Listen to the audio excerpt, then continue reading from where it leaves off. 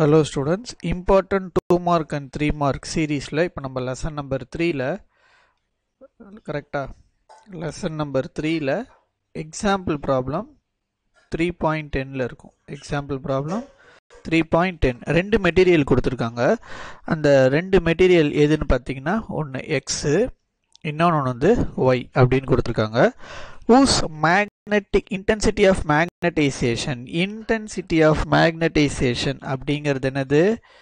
m vector கரெக்ட்டா intensity of magnetization என்னது m vector x மெட்டீரியலுக்கு எவ்வளவு கொடுத்திருக்காங்க 500 y மெட்டீரியலுக்கு எவ்வளவு கொடுத்திருக்காங்க y மெட்டீரியலுக்கு 2000 னு கொடுத்திருக்காங்க கரெக்ட்டா respectively if the magnetizing field நல்லா பாருங்க magnetizing field னா யாரு h vector னு அர்த்தம் magnetizing field எவ்வளவு கொடுத்திருக்காங்களா 1000 னு கொடுத்திருக்காங்க ரெண்டு பேருமே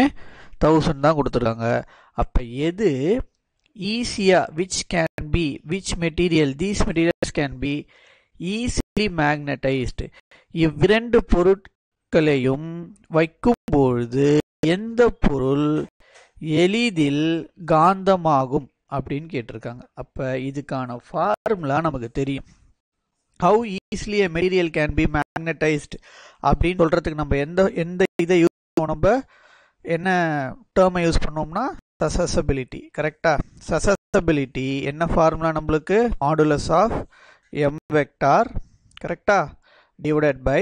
modulus of h vector இதுதான் நம்மளுடைய ஃபார்முலா சூப்பர்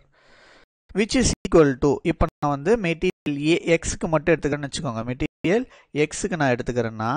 இதோட வேல்யூ எனக்கு எவ்வளவு கிடைக்கும் 500 கரெக்ட்டா ஏனா intensity of magnetization x மெட்டீரியலுக்கு எவ்வளவுன்னு கொடுத்திருக்காங்க 500 ன்னு கொடுத்திருக்காங்க divided by h வெக்டார் எவ்வளவு 1000 அப்ப இத சால்வ் பண்ணா நமக்கு என்ன கிடைக்கும் 2 0 க்கு 2 0 போய்டும் 5 1s are 5 கரெக்ட்டா 5 1s are 5 5 2s are என்ன வரும் 10 ன்னு வரும் அப்ப 1/2 என்னன்னு சொல்லலாம் நம்ம 0.5 ன்னு சொல்லலாம் 0.5 கரெக்ட்டா சூப்பர் அப்போ இஸ் a dimensionless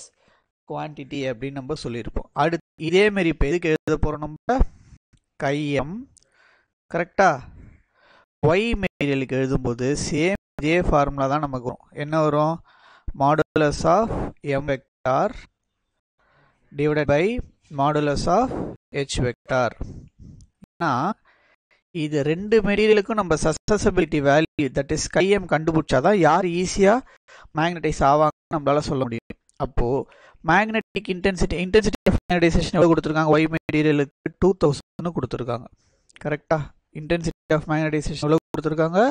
2000 னு கொடுத்திருக்காங்க அப்ப இது எவ்வளவு கிடைக்கும் நமக்கு 2000 magnetizing field எவ்வளவு சொன்னாங்க 1000 னு சொன்னாங்க அப்ப இது அப்படியே நம்ம சால்வ் பண்ணிடலாமா 3 0 அப்படியே போச்சுனா ரிமைனிங் என்ன இருக்கும் 2/1 ன்னு வரும் which nothing but what 2/1 என்னன்னு சொல்லுவோம் நம்ம சிம்பிளா 2 தான் சொல்லுவோம் கரெக்ட்டா ரைட் அப்ப இதுல இருந்து என்ன தெரிஞ்சுக்கலாம் நம்ம அதுதான் ரொம்ப முக்கியம் இதுல பாருங்க நமக்கு தெரிஞ்சிக்க வேண்டிய விஷயம் மெட்டீரியல் x க்கு வந்து பாத்தீங்கன்னா susceptibility வேல்யூ எவ்வளவு இருக்கு 0.5 இருக்கு அதே மெட்டீரியல் y க்கு பாருங்க susceptibility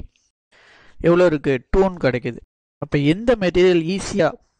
மேக்னடைஸ் ஆகும்னா y மெட்டீரியல் தான் ஈஸியா என்ன ஆகும் நமக்கு மேக்னடைஸ் ஆகும் ஏனா susceptibility வேல்யூ யாருக்கு அதிகமா இருக்கோ அந்த மெட்டீரியல் தான் ஈஸியா நமக்கு சீக்கிரமா மேக்னெட்டிக் மெட்டீரியலா மாறும் ஓகேவா சோ ரொம்ப இம்பார்ட்டன்ட் ப்ராப்ளம் சால்வ் பண்ணிக்கோங்க ரொம்ப ஈஸி இந்த ப்ராப்ளம்ஸ்லாம் நமக்கு எக்ஸாம்ல ஈஸியா மார்க் ஸ்கோர் பண்ணிடலாம் Thank you so much.